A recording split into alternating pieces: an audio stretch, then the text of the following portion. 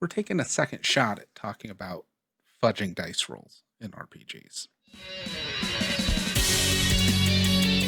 Hey everybody, Bobby here from the GM table. And yeah, I said a second shot. One of my really early videos was already about fudging die rolls and our GMs cheating if they do and all of that. And I'll admit, this is something I feel very strongly about. And even in that video, it got pretty heated. But a recent video by Seth Skorowski, who does great RPG content, better than me, honestly, covered fudging, and it brought up some points that make me want to look at this again and reevaluate it. And definitely not come in from an antagonistic feel, because I want to talk about it.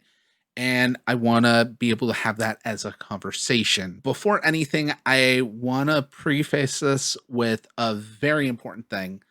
I'm telling you my thoughts on fudging and what I do and what I don't do. If you don't agree with that, then honestly, you don't. I'll do my best to explain why I feel the way I do and why I do what I do.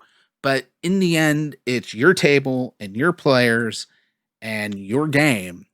I'm just making this to hopefully make that game a little better for everybody, you and your players. To start off, now that we have the preface done and all of that, hopefully whoever's still watching, the very first thing is there is one cornerstone idea that all of my advice, all of my actions, and really fundamentally how I am as a GM leans on. Either you agree with this or you don't. And if you don't, pretty much everything else I'm going to say won't work, but hopefully you'll listen anyways, though I doubt it, and find out why it won't work in ways to go around it. Here's the thing. I do not lie to my players. Period. Full stop. NPCs might lie, and they know that, and that's part of role playing, and that's a totally different conversation that I should actually do another video on at some point. But I, as the GM, do not lie to my players. I do not lie about die rolls. I do not lie about anything I have told them is true. If I, as the GM or as running the game, have said, this is what it is, it now is. I've set it in stone and I have to deal with working around it. So with that, starting with the most contentious one, fudging dice rolls, is I have a rule of thumb for fudging dice. And this is basically the best way I sum up how I feel about it and why I don't think you should fudge even favorably for your players. If my players feel cheated by me not rolling the dice and just narrating what happens, they're going to feel cheated by me ignoring the dice roll. If my players don't want me to go, oh, you said you attacked the orc? Cool, we only have to roll dice. You attack the orc, you hit him for this much damage next round. Most players don't want that. They'll go, no, I want to attack the orc. I want to make the roll. I want to do all this. Well, part of the give and take of the game is they will feel cheated if they find out you lied about it. And I don't lie, so they can't find out I lied. Now, again, with this, I primarily play with players who very openly have told me they don't want me to save them.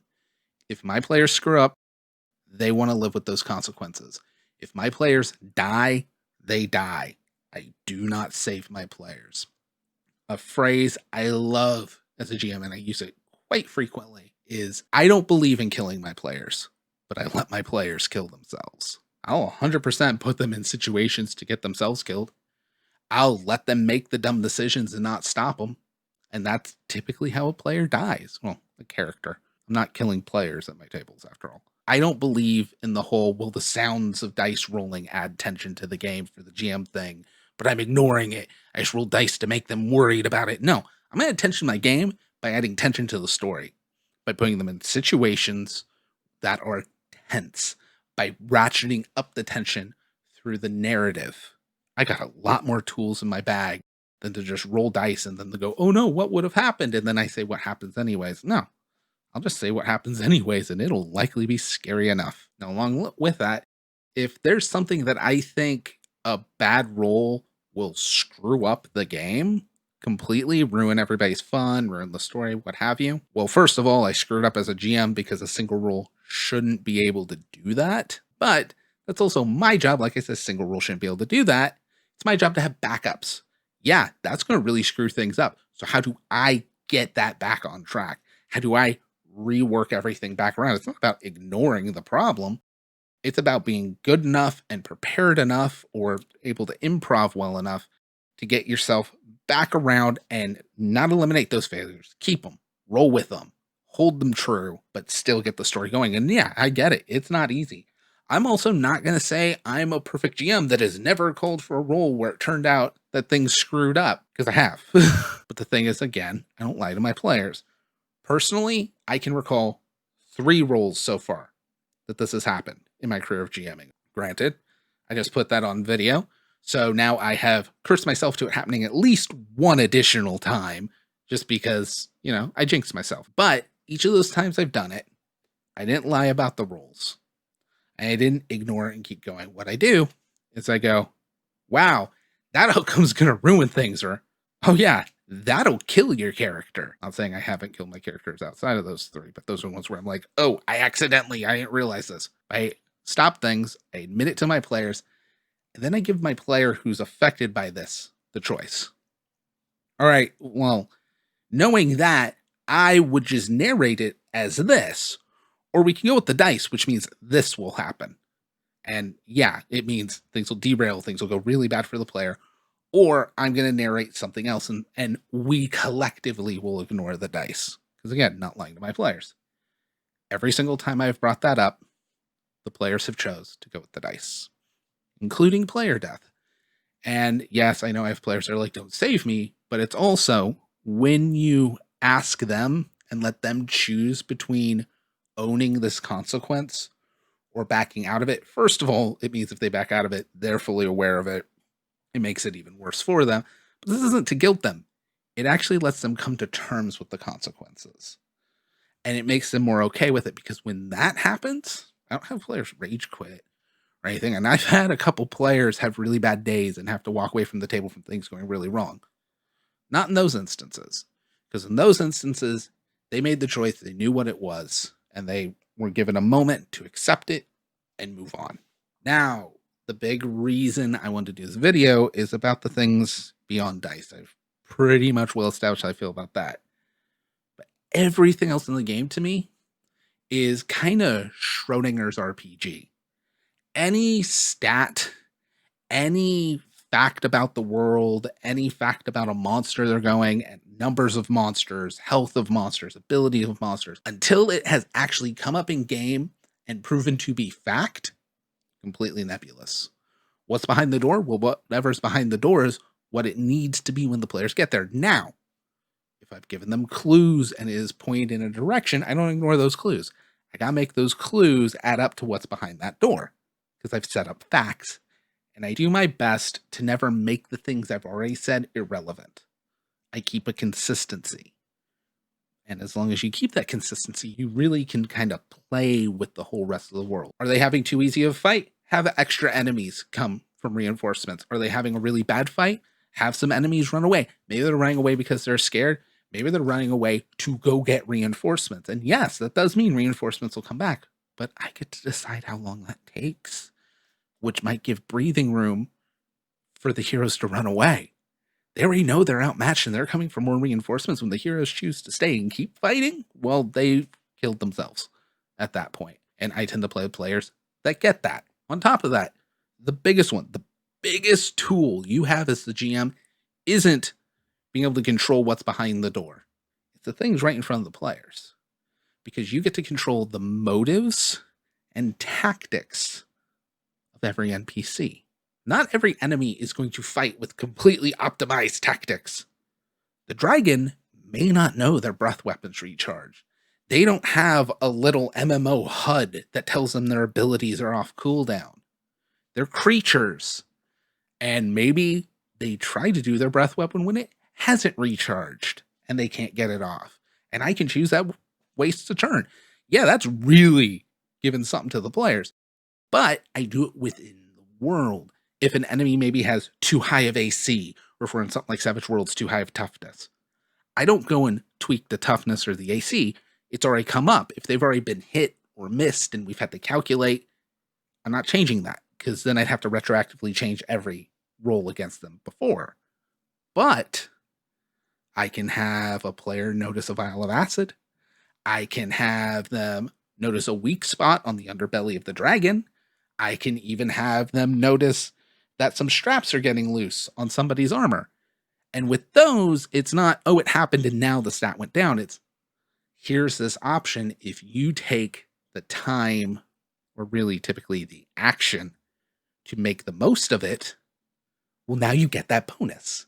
And now they lowered the AC or toughness or whatever. And it was their choice and they got to use it, and it was even more rewarding. Changing stuff in the background is great, but giving your players the ability to change it for themselves, that's where it really works. Basically, as GM, you get to control the entire universe outside of the player characters. You get to control everything there is, everything there will be. You get to control the past. You get to control, in a lot of ways, the future. And you get to control what everyone thinks and how they take those thoughts and interpret them into actions. So if I'm taking all of that power and also choosing when to roll dice, let's remember, dice were rolled because the GM said a dice roll mattered. So I chose to roll dice, and then I ignore it. Well, that's a super huge waste of potential, because I can do so much more than ignore a dice roll. Now, along with all that, it is also known by all my players that I don't use monsters straight out of the book. If I'm writing an adventure, it's not going to be 100% as it was written. I tweak and I fiddle, and no creature is going to be exactly as written. Now, for me, I started doing this because I had a couple players that were really bad about just like memorizing a monster manual and then using information they shouldn't know to their advantage. These aren't players I'm currently playing with, but that's where my tactics started. But since then, it's gone. And I'll say, in the same vein, if you have a group of players that already know you fudge dice and are cool with it, again, to me, that's not lying, because they know what's going on. And it's kind of that like wink and nudge lie. Like, we know we're cool with it. If you haven't had that discussion and they haven't said they're cool with it, don't assume. But if you had and they are, well, then again, don't worry about any of this. You're not lying. But I do think take some of this advice and run with it. It's still usable. Along with all of that, the last big thing I tend to see when people talking about this is the one I want to cover, of if a die roll or this or that I need to ignore would have ruined your story. And I need to throw this on here and tack it on at the end, because to me, it's not your story. You're the GM, and yeah, you get to control a lot of the story, but it's the table's story. It's everybody's story. Yes, sometimes things are going to happen to completely derail what you have planned, but it's part of your job, and at least to me, part of the fun of being a GM, to take those derailments and make them work anyways. Not ignore them. Just make a square peg fit into a round hole and make it look like it always belonged there to begin with. Because as a GM, you have the power to do that. It just takes some practice and some improvisation and maybe even a little bit of prep, though. I'll admit I'm bad about that one. Anyways, I'll catch you guys next week. Bye. That's it for this week's episode. But if you want to catch even more, we have live episodes every Tuesday with Tales from the Frontier and every Saturday with Savage Star Wars over on our Twitch channel, twitch.tv/GMTable. Also, as always, you can catch episodes a week or even more early over on our Patreon, patreon.com/GMTable. If that doesn't suit you and you still want to help support the channel, we have a brand new merch store in the link down below with all kinds of mugs, t-shirts, mouse pads, all that cool stuff with Wild the Wild Die, table flip shirts, all of that. Check it out below. Anyways, we'll catch you guys next time. Bye.